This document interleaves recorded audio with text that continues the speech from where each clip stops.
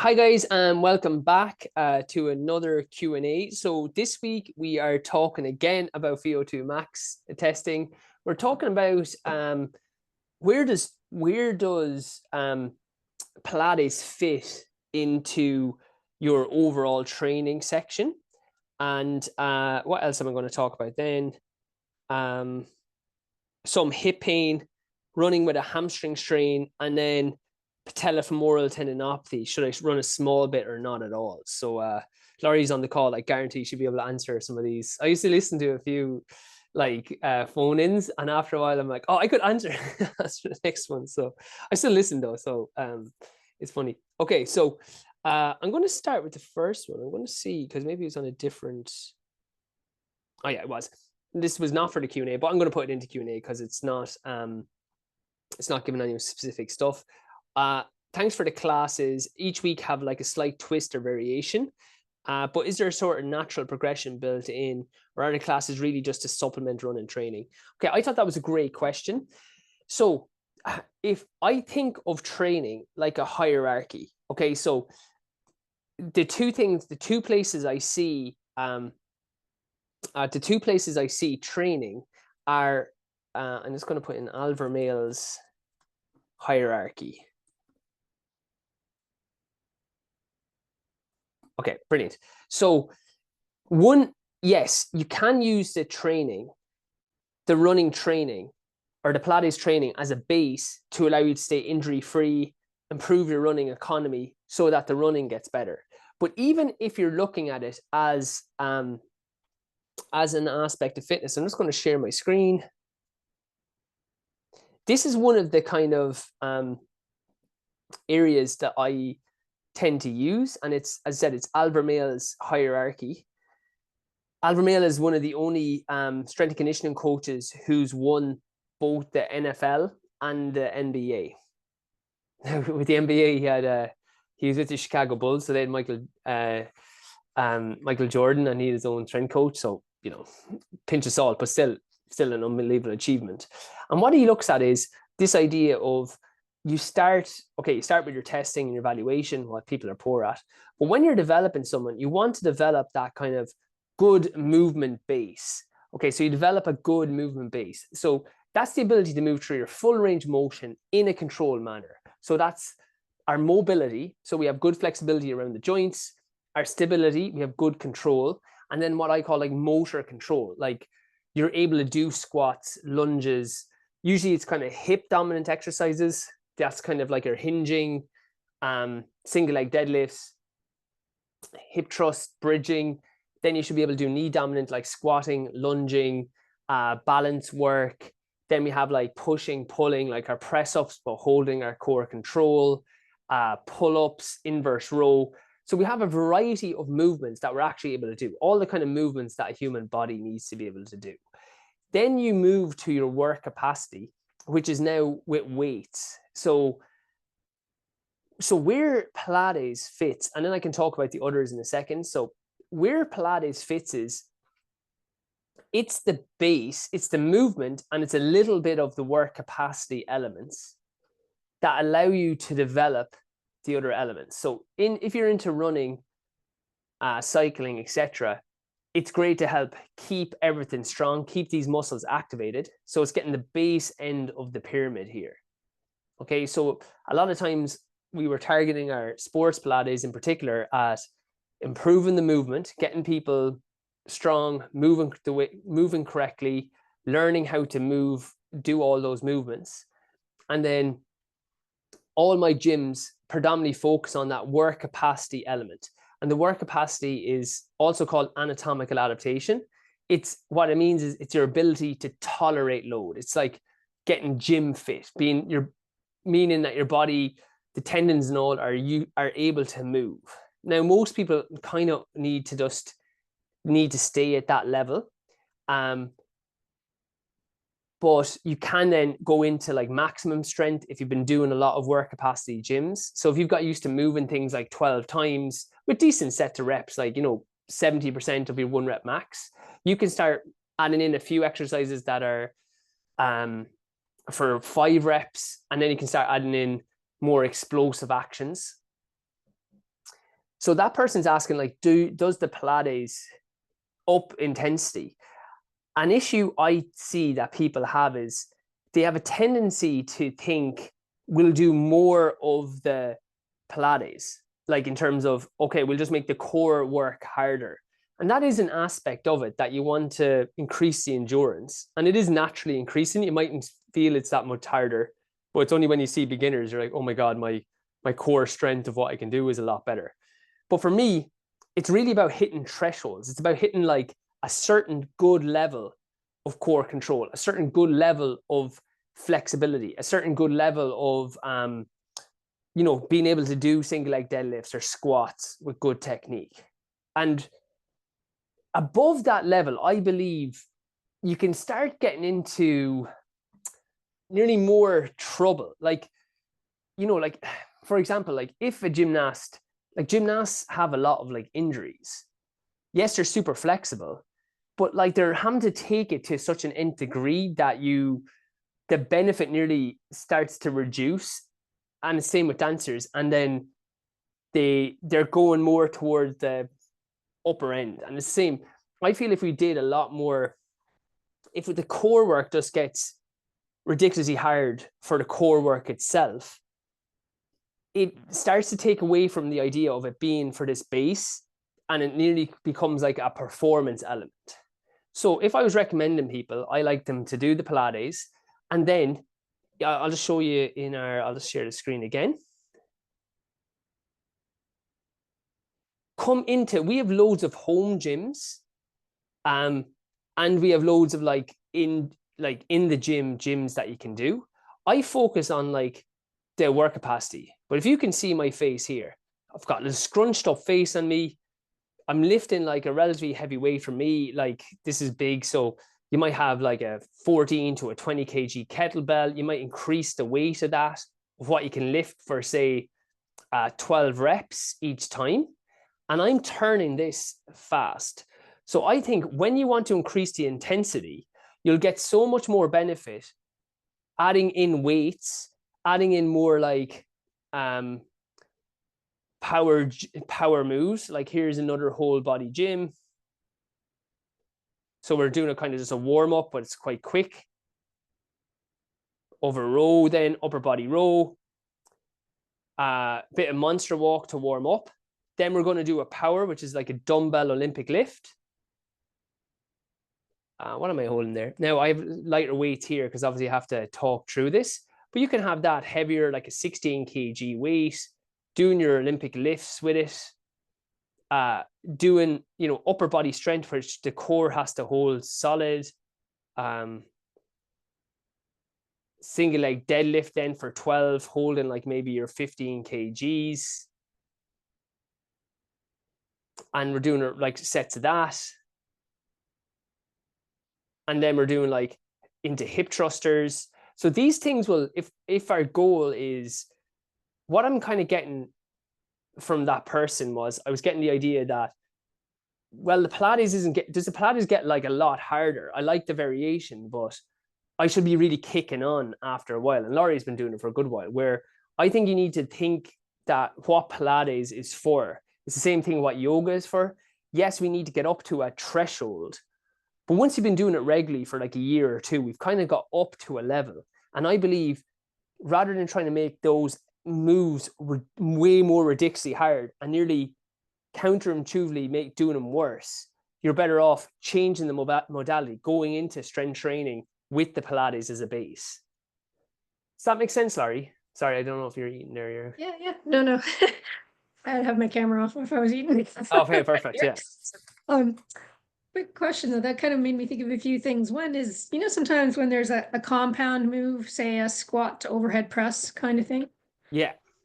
So I always like I can squat with a whole lot more weight than I can then push overhead. So yes. I'm always kind of wondering, I'm underdoing or overdoing. I'm either going to overdo the overhead press or underdo the squat by the weights I add. Because if I only add the kind of weight that I can press overhead, then it's not the same amount of weight as I could use in a squat. So I kind of wonder, what am I better off to do? What you're saying there is 100% accurate. Yeah. So am I better to make sure that I can do a really good weighted squat and then not worry that I can't get it overhead? Or should No, I no. just You drop want the to be, weight down? you want to do both, but as you said, like that, it can't really be the both moves. So in a gym, not every gym has to have this, but there's 6 basic movements that the human body should be doing in the gym. So you should be doing something like what we call, there's 2 for lower limb. One is a knee dominant type exercise. So which means like we're bending at the knee more. So squats, lunges are the kind of main ones, step ups. So it's kind of a focus on the quads. Depending on how you do it, a squat can be a little bit more hip dominant, but so you're going to have knee dominant in there. So some kind of squat, lunge variation, step up. Then you want a hip dominant exercise. So that's going to be your RDL. So like your deadlifting type of action, your kettlebell swings, your single leg deadlift, hip thrust could also be in there. So they're the 2 that we want for lower body. And then what we'll have upper body is horizontal push. So that's like a bench press, a press up, med ball pushes. And then you'll have horizontal pull. So that's like the one I like the best is inverse row, but like a row with a dumbbell, like in our Superman row, pulling a band back, that type of thing. Then you'll have vertical push, which is what you're talking about, overarm presses.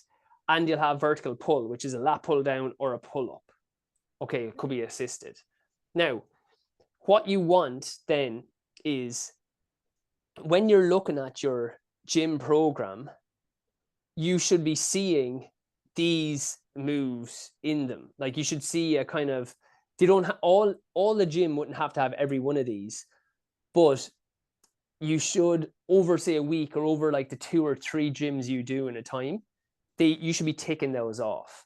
And so then you're dead right, where you don't really want to be ticking off, oh, I'm doing vertical push and I'm doing knee dominant at the same time, because you're not going to be doing knee dominant to a sufficient strength for you. Okay, because I just noticed like sometimes we'll have that in a class, and that's why I kind of struggle. I don't know what weight to use because if we're dropping into a squat and then we're standing up and pushing it overhead, Yeah. then if I have a heavy enough weight to do a proper weighted squat If for me, I if can't I get was it. doing that, I would only do that. That would be an upper body exercise. That would be a vertical push, and I wouldn't count that as I had a knee dominant exercise done. Okay, okay. Yeah. And then I guess sort of related a little bit to that because I have been doing it for a while and I have been trying to like add more weight sometimes. One thing that might come in handy is like I'll pick a weight up that I know I can do that exercise with, but then I don't know how many sets we're going to be doing or how many reps per set. So sometimes I pick up too heavy weight and then I realize we're doing 6 of these at Yeah. 15 times a rep. So I don't know if there's a way to just announce that ahead, like we're going to do 4 sets of 10 or we're going to do 3 sets of. Yeah. What I'm going to start doing on the videos that I do is actually put the reps and sets as like just so people can pause, but I might actually start doing that. That would be a good idea. It's like, okay, we're doing X amount of reps. One thing as well, that's a good when looking to increase the reps that you're or weight that you're doing, a good rule of thumb is say we're doing 8, 3x8. If on the last set you find that you should just kind of see, do you have any in reserve? You can do 2 more in reserve. So say you go for 8, but you actually can finish with 10 or 11. You should then, if you do that 2 workouts in a row and can do more than 2, now you should have 2 in reserve. So like if you could do 10, I wouldn't be worried. But if you could do 12, say, we would be looking to increase the weight a little bit then. And the way I like to increase the weight, so say on the 3rd day where I'm like, I'm going to increase the weight, I'll keep the weight the same for the first 2 sets and I'll try increase my weight for the last set. And I've often had it where I'm like, okay, I'm kind of failing, but it then gives me the confidence the next day, or I hit it and it gives me the confidence the next day to start with that.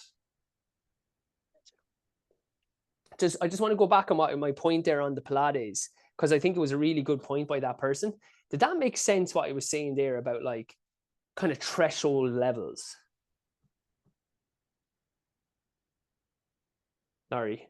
Yeah, I think so. Because it's fitting within a overall plan. Yeah, exactly. We're not trying to get everything from this. And I think that's sometimes people can get a bit worried. And like Pilates classes can go that way where you start going very extreme. But what I've found most time then is when people start getting extreme, their technique kind of goes, or they're using muscles that they really shouldn't, or they're really starting to overstrain or overwork into things. And they're nearly going, there's 3 types of exercise. So there's kind of like pedagogy or performance-based exercise. There is restorative exercise, which is Pilates and yoga kind of moves. And then there's kind of martial, which would be like the ability to defend and attack, you know, like so boxing, strength training would be in there as well. But if when we're having our balance, like I'd want to go to more the martial being like our strength work then, or then the restorative kind of activating the muscles, and then you can have your performance of your running or whatever.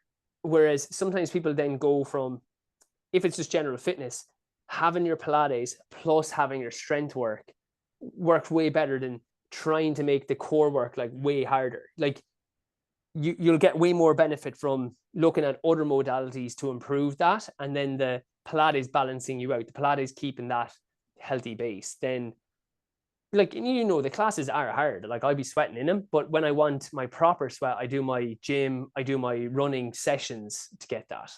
So I just want to make sure that was obvious. Yeah, actually, can I have one good example? Yeah, brilliant.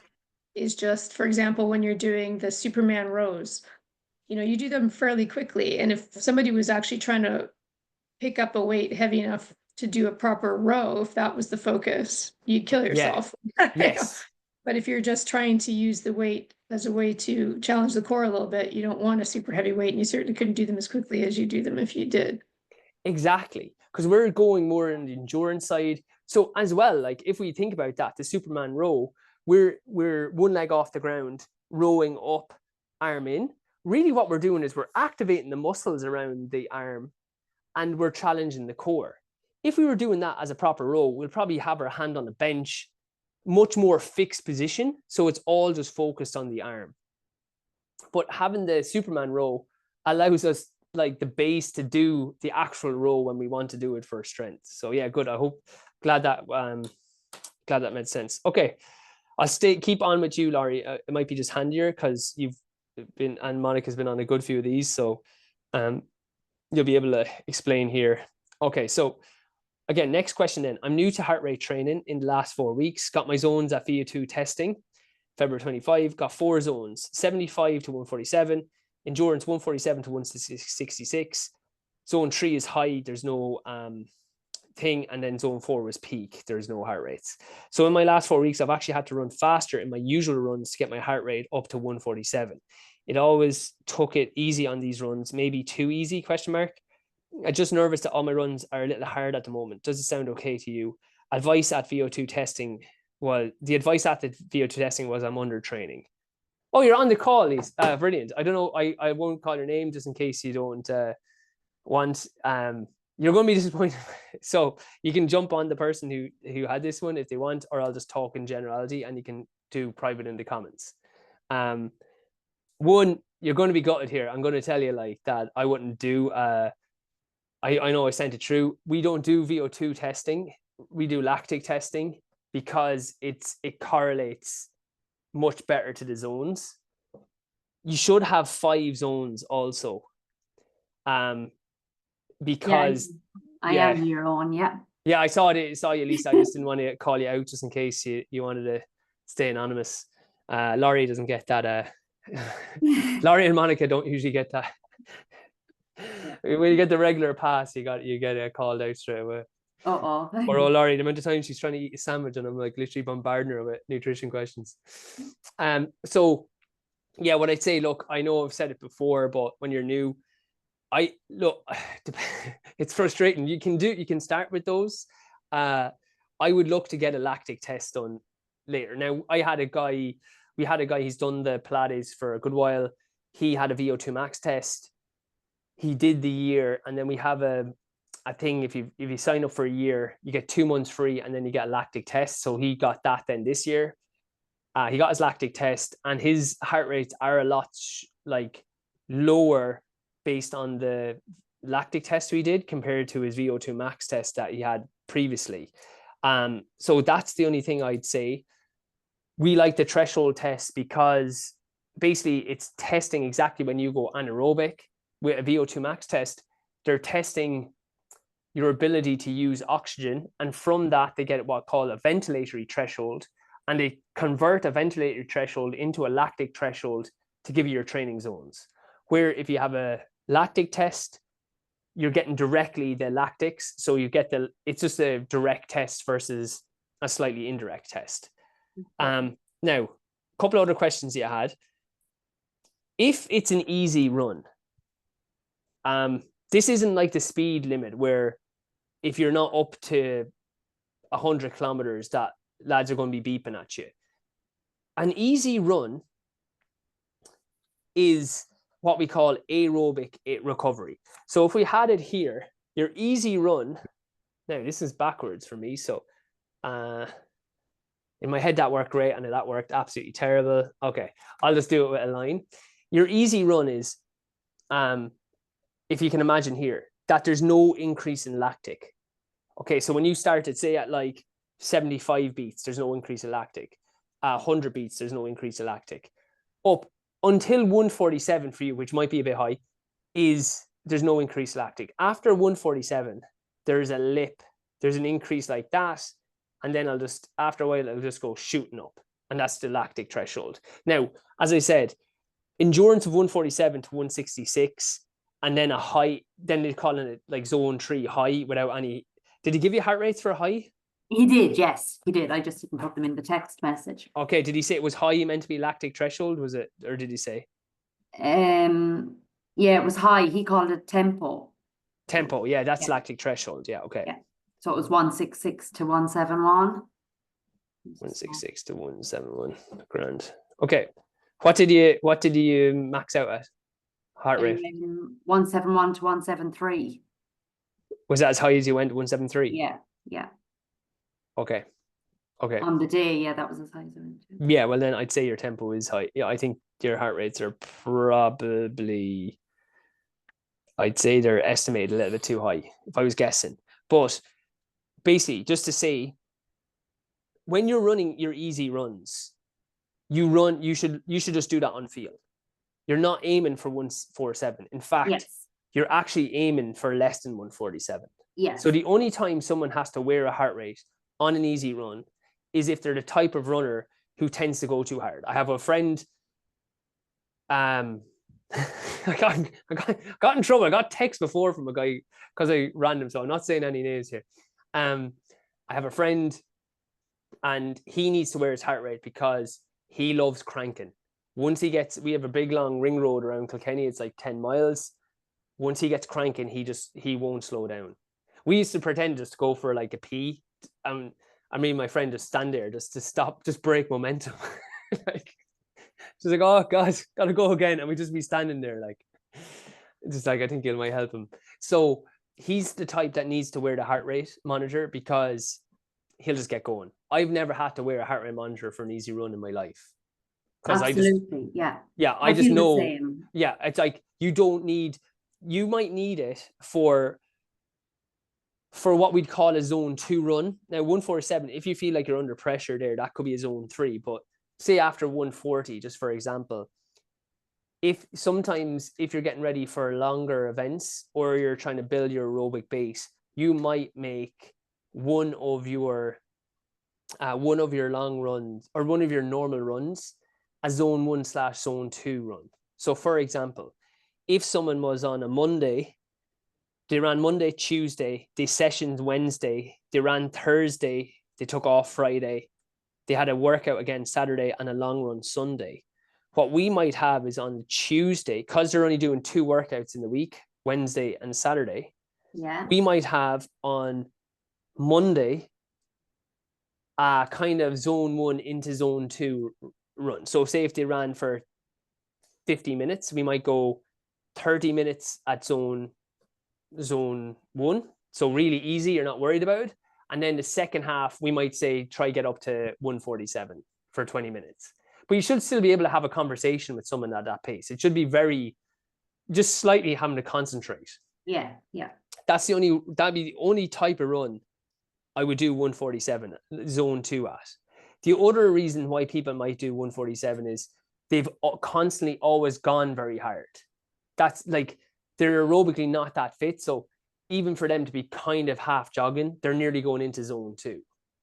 So we let that person kind of go into zone 2, but we make them walk if they're going into zone 3, or we make them walk as they, like, we might even split it if it's going too much. We might go 10 minutes, walk a minute, 10 minutes, walk a minute, 10 minutes, walk a minute, 10 minutes, walk a minute, just to keep the heart rates in zone 1, zone 2. Yeah, so your easy runs should still feel easy. The only days you should be working hard are like 2 days in a week, a Wednesday and a Saturday, or a Tuesday and a Friday, or somewhere along those lines. The other days should feel easy. Does that make sense? Is there a possibility that it'd be going too easy? Like if I was going out to do 14K on a Tuesday or a Wednesday? No, but what you need then is, the only reason that would happen is you in your train. Now we have follow along trainings that you can use now. I can try bang out, like I said, I don't usually do them on VO2s, but I can try bang out some kind of 5 zones for you. I might just rejig them and you can kind of do it off feel. But you should be doing a workout on a Wednesday that is maybe aerobic. Now that doesn't have to be a hard, like say you've only have say 60 minutes before work. It can be easy, like 15 minutes, and you don't even stop. And then we could do like a minute picking it up and a minute easy, minute picking up, minute easy. You wouldn't need your heart rates for that. It might be 20 minutes at easy, and then, or 15 minutes easy, 15 minutes at zone 2, 15 minutes at zone 3, 5 minutes at like zone 4, and then 5 minutes jogging home. Okay, so you have some kind of, or it could be 4 by 7 minutes with 75 seconds recovery at zone 3. Okay. So we'll have these sessions there, and we can just give you your zones. And then on the weekend, depending on what your goal is, like if you don't have a goal race, just pick a 5K for like 6-7 weeks, and we'll just do a 5K type session, which generally is some kind of threshold at the start, bit of specific 5K, 10K work in the middle, some kind of threshold work at the end. Okay. Yeah. So, but then the rest should be easy. Then you should have one longer run that's easy. And then the other stuff should be like Pilates, and it should just be easy running. And that easy running should feel really easy. Okay, that's fine. Yeah. So like I'm coming back just with my foot. So we did a decently hard running session on Saturday. I did a long run of like, I only did 70 minutes of a long run on Sunday, but that was like 7:10 pace. I was doing it before like everybody had the Garmin's, so like I'm not on K's. I'm like a dinosaur now though. But yeah, so you should structure your week should be structured that it's mostly easy running, but 2 days in the week should be like actual, like I'm doing a workout, if that makes sense. Yeah. I suppose that's the way I always trained up to 4 weeks ago. I would have, all my workouts would have been kind of easy, except I train with a club, like, so we do intervals on a Monday night. Yeah. And on a Wednesday or on a Thursday as well. I suppose I'm swapping out the Thursday now and trying to do more like tempo. What are you getting ready for, Lisa? We do a lot of we have a 5K road series between now and the end of July, and then in the meantime I'll do like a 10 miler as well in July and a half marathon in August. Yeah, perfect. Yeah, marathon. Yeah, well then, like say a Monday, Thursday thing, and then maybe your long run on like Friday or Saturday instead of Sunday would be ideal. Yes. Even if you could get early on the Thursday, you could still do the Thursday workout, maybe just go easier on the reps and just add a little bit of like maybe a mile or 2 mile of like lactic like LT pace. There's no way I'd have your LT if you maxed out at 173.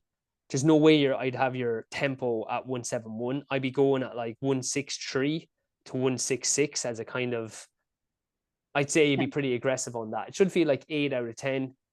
Being able to speak one sentence. So you should be able to say happy birthday to you and then breathe and judge that. So you might just do 2 by 5 minutes at like kind of 161 heart rate 163, and then go into some of the reps that they were doing, or just do your normal, or maybe just pick one of them and just do a heart rate session.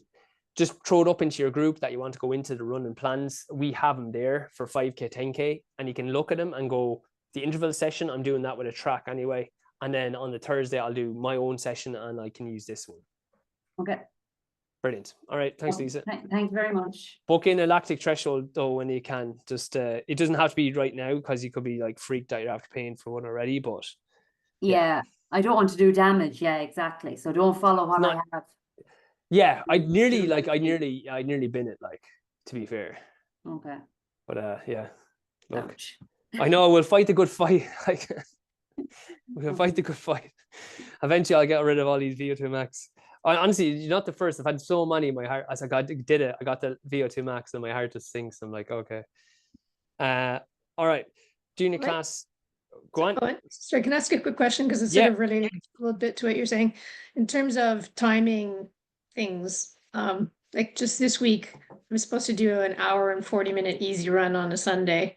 Okay. Hour how much? Hour and 40, 100 minutes. Yeah.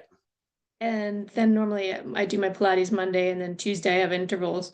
And just because it looks like we're going to get a deluge of rain on Sunday, I was thinking of swapping them and doing my Pilates on Sunday and then my long run on Monday if the weather's better. But is that too much to do, like, even though it's an easy run, to do like 100 minutes the day before an interval session? If it was me, I would do the session on the Monday. Okay. I would do Pilates Sunday, the session Monday, the hour 40 on Tuesday. All right. What have you done? What's the longest long run you've done so far? Hour and a half. Like in this block. Like I've done longer runs than that before, but in this reading block. Because then I like only moving up by 5 minutes also, but just by the way. Yeah, that's kind of the way they're doing it. Because like for the rest of this week, I did my intervals today. Thursday, I have hour and 15 easy plus like a Tabata workout in the afternoon. Okay. And then normally I would have a day off, and then Saturday they've got me doing a sort of a tempo. It's like 3 times 1 kilometer at threshold with rest in between, and then 3 kilometers solid at threshold. They beast you so hard. It's so this is the first time I've had to do like 2. So, and I'm thinking of moving that one to Friday because like the weather is looking crap Saturday and Sunday. So I'm thinking that gives me like, so today at intervals, tomorrow I do about an hour of a hamstring rehab. So it's heavy weights. And then Thursday is this 75-minute easy plus the Tabata workout. I mean, then Friday I'd be doing that tempo-y thing, 3 times 1, and then the 3 all in. Yeah, Friday doing that. And then I get Saturday off, Sunday off. Then I would do, Saturday off. Then Sunday would be Pilates, Monday would be long run. Yeah, Tuesday and 100%. I know they're not doing it. Look, I had to do it sometimes with my coach. I wouldn't do more than an hour and a half. Of running? Yeah, on the long run. It's just like you can't add in more than one new stimulus in a week. You can't go up on your, like, I know you've done longer runs, but this can't be the longest long run you've done plus an additional workout that you're not used to. It's just, if you're going to change something, I always say to people, like, if we're changing something, we're only changing that one thing. So say for a marathon build up, if we're making the long run long, then the sessions are going to be similar to the sessions we've done. I'm not going to then go, you know what, we'll do an extra kind of speed session we haven't done and we'll do this. It's just, you're just asking for trouble. So if you do 90 minutes, I think I do it like I said there. You could just do the 90 minutes on the Monday, just keep it easy, and then just do your session Tuesday. So it's not, nothing's affected. And I don't think it would influence the Tuesday session too much. And in fact, I probably just wouldn't push the Tuesday session. And I actually think I would do that if the weather, like, rather than being out and getting absolutely drenched, if I could, I would do that. I think that if I had the flexibility. Okay, so then yeah, avoid the drenching, do Pilates Sunday, and then do either the session or the long run on Monday, depending on Yeah, how you're feeling. Okay. I probably would do the session actually, yeah. Just for me, because I'd feel like, okay, I'm fresher, and then the long run can be just it's just an easy, and if you're feeling crap on that, it doesn't matter. And I would limit that, I'd cap that at 130 for this week. Okay. And then if it's 145, the next you only do 140. Yeah, it looks like it's been upping it. They're upping it by 10 minutes a week. So next, it's supposed to be, it was 130 last week, 140 this week, 150 next week, and 2 the week after. What are you getting ready? Are you getting ready for a half or something? It's a 10K on the 11th May. Sorry, 11th of May. Yeah, look, you're not going to be, how much distance are you getting in the hour 40? Oh. Not a lot. I mean, well, I'm around 7.5 minutes per K on easy runs. So Okay. whatever that works out to, it's probably like, I don't know, 13K maybe. Yeah. Okay. Yeah. Look. Yeah. I'd keep it at 140. I wouldn't go to the 150, and I just stay like for a 10K. That's not going to be the thing that's the limiting factor. No way. Yeah. Yeah. That's what I would do. Thank you. Brilliant. Okay. Let me see. Okay. Someone just had issues with their hip. They are doing the hip rehab. They're doing the ball. Can you suggest anything else? Look, I would say one thing I find good is dry needling around the hip. So if it's like that the hip is still sore, maybe look at like getting dry needling. Maybe just look at getting to an osteopath or a physio to just have a quick look at how things are going. Sometimes, like I'm obviously a physio myself, and I give my patients, you wouldn't believe, Pilates and the rehabs that I give you. So like, and it does keep things at bay, but sometimes things can just, with running can top over and can just be a little bit too much. And you need what nearly I call it like a reset. You need like that maybe concentrated effort on it. Like acupuncture needles, I find are very good around the hip. As I said, checking how things are moving, maybe like some mobilizations that they do. We do also, we do have that banded work in around the hip that sometimes people find good. So those long kind of speed bands, if you go into the hip rehab, you'll see that, or I'll just literally bang on it now. But I can't multitask, so this is going to be crap. But let me see where it is. Hip rehab. No, it's not in there. So I'm going to go into mobility and foam roll.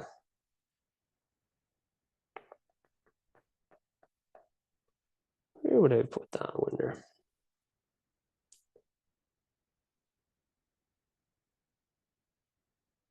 Okay, I'll go find that because I actually have a feeling it's not in here anywhere.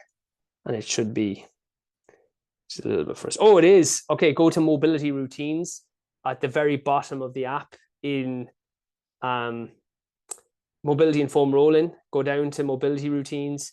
Try the banded mobility at the very end, banded hip mobility. That can help. But then I'd also, don't be afraid, guys. Like these are kind of trying to keep you well for like the 90% of times that you can manage yourself. But sometimes you might need to just go to a physio or an osteopath or get some dry needles or something just to reset or get things back the way they should be. Okay, next then, running with a hamstring strain, and then someone else as mine had, I have patellofemoral tendinopathy. Not sure, should I be run a small bit or not at all? Okay, for a tendinopathy and same for the hamstring strain, I think it's okay to run. A couple of things you want to make sure that you're focusing. So we have hamstring. If you go into hamstring, we have hamstring stuff with the massage ball, how to release it off. For the patellofemoral tendinopathy, I'd be really foam rolling my quad, allowing that off. And then I do the knee rehab for the patellofemoral tendinopathy, and I would do the hamstring rehab for the hamstring strain, obviously.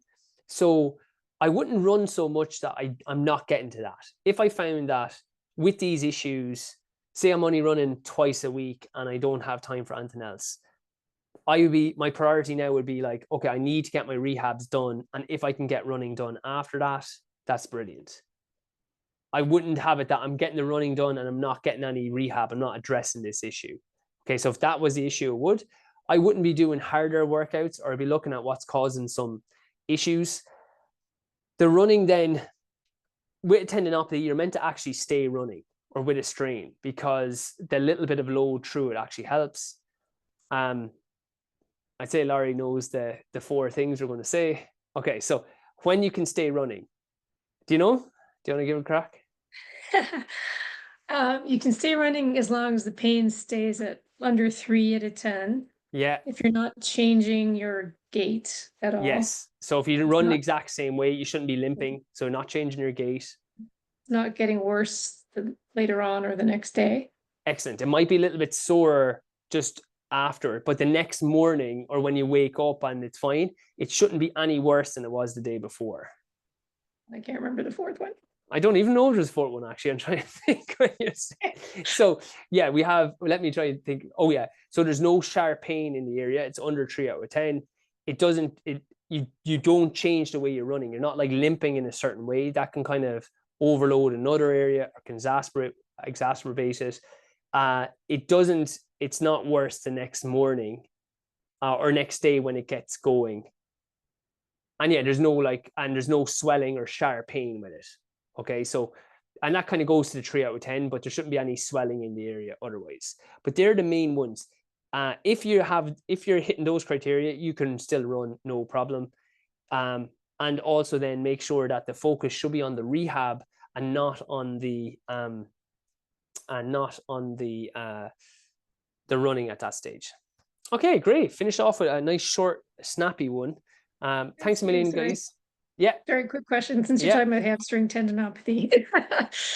Like mine is still there. As you know, I've been working at it since middle of October, and it's 2 out of 10. But I can't really do anything terribly fast, or it flares it up, and I'm just kind of wondering, like when I was doing the rehab for it, I was doing 3 days of running, and then 2 heavy hamstring rehab type workouts plus my Pilates.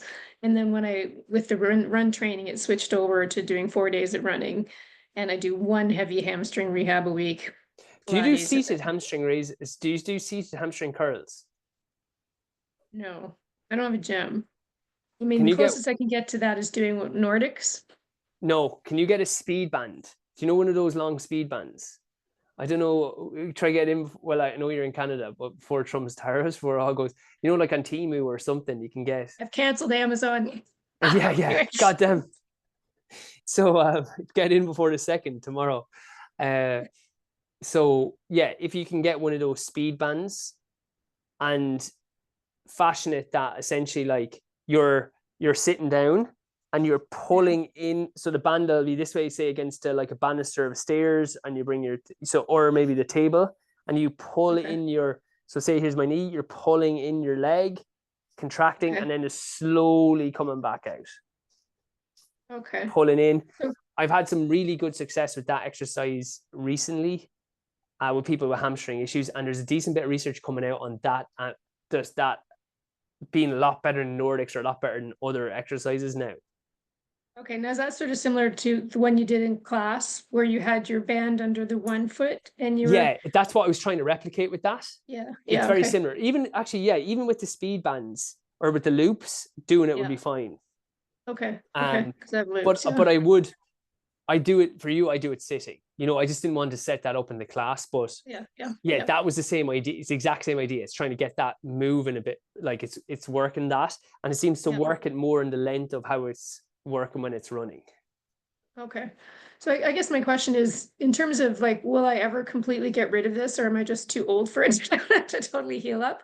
Or be like, once this race is over, shall I go back to 3 days of running and more rehab and just let's see. Let's add time. Look, I always find, that's why I'm saying that exercise, Laurie, because I think we sometimes can find an exercise that might just really work for us and dramatically bring down the pain again. So say it's like a 2, can that bring it down to a 1 and a 0.5? Sometimes there is a thing then where you can get it a groin pain, where we can have this, like, we nearly call it a glass ceiling effect, where if they're at a 1 for a long time, there is an argument to get like a steroid injection or some kind of thing that would take away the pain. because you have everything strong, you have everything good. It's just like we got that remnant of pain. And then I said I've seen a lot with osteitis pubis. Like say I was dealing with like people who they were like on like carding schemes. They were on like international, like Olympic athletes, so they could just afford to, they got it for free basically.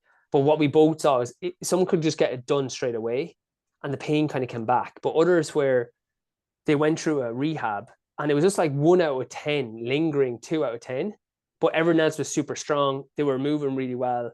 And then they got like an injection that took away the pain for a while. And then that was enough to calm it down. So that's why I say, let's add the seated hamstring curl in, even if it means dropping some of the other stuff for a little while, and see, does that